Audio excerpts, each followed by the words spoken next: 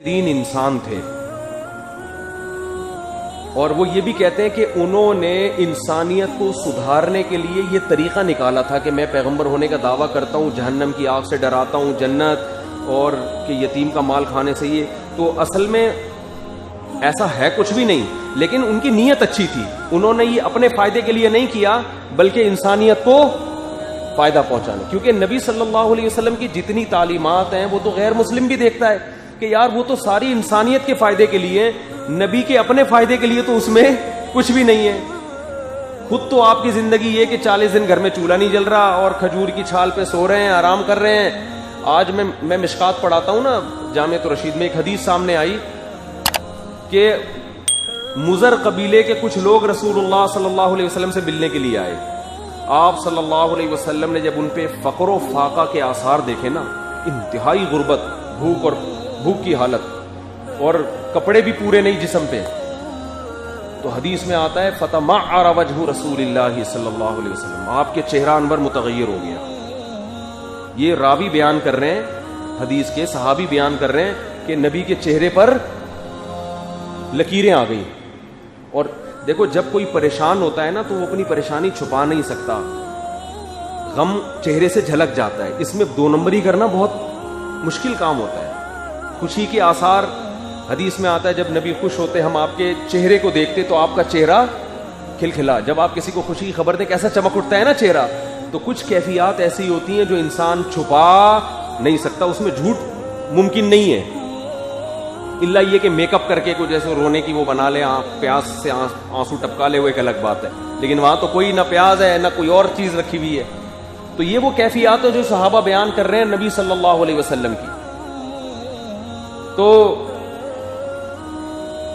حدیث میں آتا ہے آپ کا چہرہ کیا ہو گیا؟ متغیر، ٹینشن میں آ گئے، پریشانی میں آ گئے. آپ بتاؤ کسی کی ٹینشن دیکھ کے پریشان ہونا یہ برے لوگوں کا کام ہے، اچھے لوگوں کا کام ہے؟ تو غیر مسلم بھی یہ حدیثیں پڑھتے ہیں نا، یہ واقعات پڑھتے ہیں. تو آپ صلی اللہ علیہ وسلم نے حضرت بلال کو حکم دیا اذان کا ہو. نماز قائم ہوئی، آپ ممبر پہ کھڑے ہو کے آپ نے خطبہ دیا اور آپ صلی اللہ علیہ وسلم نے فرمایا، سورہ حشر کی آیات تلاوت کی، وَلْتَنظُرْ نَفْسٌ مَا قَدَّمَتْ لِغَدٍ یا ایھا الذین آمنوا اتقوا اللہ، لوگو اللہ سے ڈرو، یا ایھا الناس اتقوا ربکم، یہ والی آیتیں بھی پڑھی سورہ نساء کی، اے لوگو اپنے رب سے ڈرو. اور سورہ حشر کی آیتیں بھی پڑھی کہ اللہ سے ڈرو، وَلْتَنظُرْ نَفْسٌ مَا قَدَّمَتْ لِغَدٍ، اور ہر نفس کو چاہیے وہ دیکھے کل کے لیے کیا جمع کر رہا ہے. تو ان کی قبیلے کے لوگوں کی حالت دیکھو، آخرت کمانے کا بہترین موقع ہے، کل کے لیے دیکھو کیا کر رہے ہو. صحابہ کرام کوئی کھجورے لے کر آ رہا ہے، کوئی کپڑے لے کر آ رہا ہے. ایک صحابی اتنا بڑا تھیلا لے کر آئے گھر سے کہ ان کے ہاتھ سے وہ چھوٹ گیا، تھیلا اتنا بھاری تھا، یعنی ان قبیلے کے لوگوں کو کھلانے کے لیے. تو یہ نبی اپنے لیے مانگ رہے ہیں یا ان لوگوں کے لیے؟ ان لوگوں کو. پھر آپ نے فرمایا کسی کے پاس کچھ بھی نہیں ہے، وَلَوْ بِشِقِّ تَمْرَةٍ، کھجور اگر آدھی کوئی لا سکتا ہے نا، کوئی غریب اتنا ہے کہ 2 کھجوریں اس کے گھر میں ہیں، تو ایک کھجور کو توڑ کر آدھی کھجور ان کو لا کے دے دے، تاکہ کل قیامت کے دن اللہ کے عذاب سے بچ سکے. وہ کہہ سکے کہ اللہ میں نے کچھ غریب لوگ دیکھے تھے جن کی یہ حالت تھی تو مجھ سے یہی ہو سکا، میں نے یہی کر لیا. کیسی موٹیویشن ہے کہ نہیں ہے، کیسی زبردست ترغیب ہے. پھر جب ان کو سیر ہو گئے، وہ لوگ، ان کو اتنا مال مل گیا، ان کی ضرورت پوری ہوئی، تو آپ صلی اللہ علیہ وسلم اتنا خوش ہوئے، فرمایا الدال علی الخیر کفاعلہ، فرمایا جو نیکی کی رہنمائی کرتا ہے وہ ایسے جیسے اس نے نیکی کی ہو. یعنی خوشی کا اظہار کیا کہ میں نے تمہیں صدقے کی ترغیب دی تو مجھے بھی صدقے کا پورا ثواب ملے گا، یعنی اللہ نے میرے لیے بھی اجر لکھ دیا ہے. تو یہ غیر مسلم بھی یہ چیزیں پڑھتے ہیں پوری سندوں کے ساتھ. یہ بھی نہیں کہا جا سکتا کہ یہ واقعہ غلط ہے، یہ مسلمانوں نے گڑھا ہوا ہے. او بھائی ایک چیز گڑھی جاتی ہے، 2 چیز پوری سندوں کے ساتھ، ہزاروں حدیثیں کون بیٹھ کے گڑھے گا؟ اور وہ بیان کرنے والا کوئی مصر میں بیٹھا ہے، کوئی جناب مدینہ میں بیٹھا ہے، کوئی کوفہ میں، کوئی بصرہ میں، کہاں سے حدیثیں ہمارے پاس مختلف سندوں سے جمع ہو رہی ہیں. پھر جن سندوں سے ہو رہی ہیں ان سندوں کے راویوں کے حالات کتابوں میں لکھے ہوئے ہیں، ان کے بارے میں ان کے علاقے کے لوگوں کے تبصرے. ایسا اللہ نے اپنے حبیب کی حدیث صلی اللہ علیہ وسلم کی حدیثوں کے جمع کرنے کا انتظام کیا ہے کہ جب کوئی غیر مسلم بھی پڑھے گا وہ انتہائی بدبخت ہوگا تو کہے گا یہ جھوٹے واقعات ہیں. ذرا سی بھی اس میں شعور ہوگا نا، وہ کہے گا یار اتنے سارے لوگ اتنے مختلف جگہوں پر اتنے بڑے جھوٹ پہ جمع نہیں ہو سکتے کہ وہ بھی جھوٹ بول رہے ہیں وہ بھی جھوٹ بول رہے ہیں. کہاں تک ہوں گے؟ ایک ایک راوی کے حالات.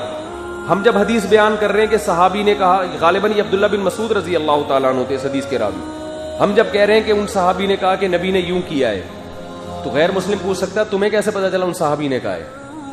تو ہم بتائیں گے، پوری سند پیش کریں گے اس کے سامنے کہ کتاب یہ ہے، حدیث کے مؤلف نے فلاں سے حدیث سنی، انہوں نے فلاں سے، انہوں نے فلاں سے.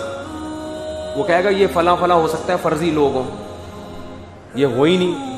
ہم کہیں گے آؤ ہم ان کے حالات پر الگ سے کتابیں لکھی ہوئی ہیں، یہ فلاں یہ ہے، اس کا یہ نام ہے، اس کے باپ کا نام یہ تھا، یہ فلاں جگہ پیدا ہوا، فلاں جگہ اس کی موت ہوئی، اس کے فلاں فلاں استاد تھے، فلاں فلاں اس کے شاگرد تھے، اتنے لوگوں سے علم حاصل کیا ہے. اور اس زمانے کے علماء کا اس شخص کے بارے میں تبصرہ، یہ ایک ایک چیز ہمارے پاس کیا ہے؟ محفوظ ہے. ایک راوی کی نہیں، ہر راوی کی. اس کے بعد یہ بات کہنا غلط ہے کہ محمد صلی اللہ علیہ وسلم کی جو اعمال اور اقوال ہمیں ملتے ہیں وہ گڑھے ہوئے ہیں. اتنی حفاظت کا کسی تاریخ کی کسی کتاب کا ایسی حفاظت کا انتظام نہیں ہوا.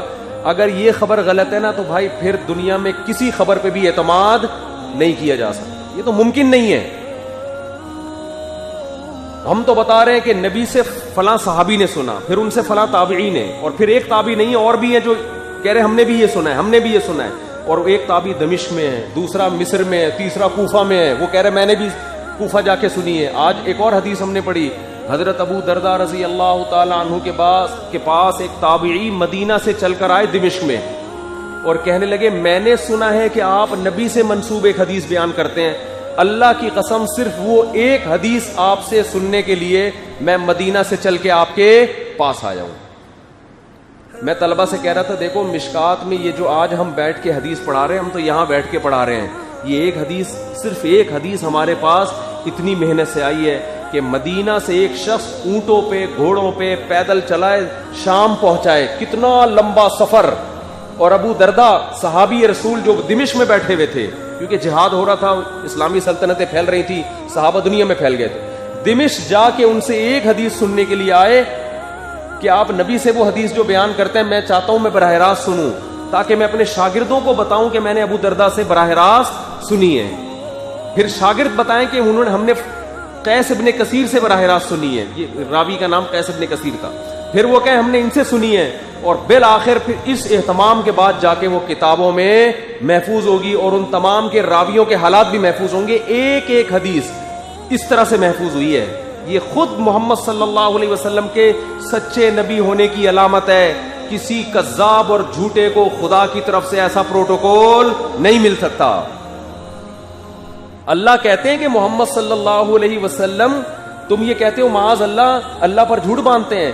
ان کی شخصیت، جھوٹی نبوت تو دور کی بات، ایک بات بھی ہماری طرف غلط منسوب کر دے نا تو ہم ان کا دایاں ہاتھ پکڑ کے ان کی شہرک کاٹ ڈالیں.